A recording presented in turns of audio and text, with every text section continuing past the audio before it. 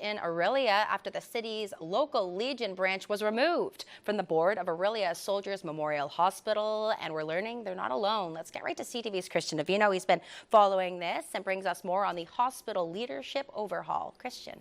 Well, Orillia's hospital board appears to be moving forward with the elimination of its two ex officio voting members, those being the positions of the city of Orillia as well as the local Legion. Now, that has sparked community pushback from local leaders as well as a petition that has garnered nearly 250 signatures, all calling for the board to reverse course.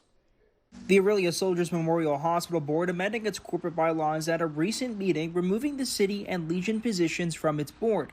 That prompted accusations of a lack of transparency, with the city's representative and Legion saying they were not notified that such a decision would be made. The hospital's board chair releasing the contents of that resolution in a community letter on Thursday.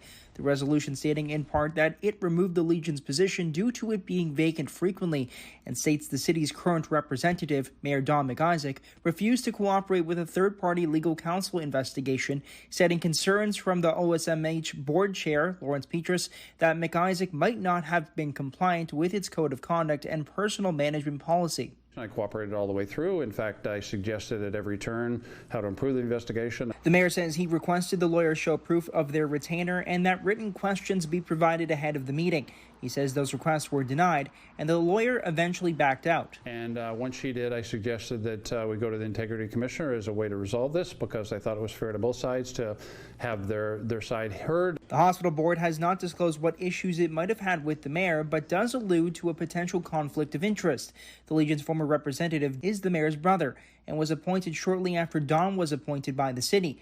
The board chair stating that it is not keeping with current best practices for governing a publicly funded institution. Nepotism is incurring a favor on behalf of a family member. I had nothing to do with his appointment to the board, just as he had nothing to do with mine. Instead, the mayor says the hospital board is alienating the residents it aims to serve, especially with a new hospital on the way. They're going to ask this community for probably $2 million a month for the next 20 years. I mean, these are huge amounts of money. It's Soldiers Memorial. It's there to represent soldiers. We represent soldiers. We'd like to be there as part of the hospital. The Legion's branch president refutes that it lacked representation on the board for the majority of a 5-year period. It also affirms the mayor had nothing to do with his brother's appointment. After his resignation, the Legion says its new nomination was never formally adopted by the board. Instead, Purcell says he learned it got rid of the position altogether. They just didn't like the idea of having a person put on the board that they didn't interview and select. That's what I was told.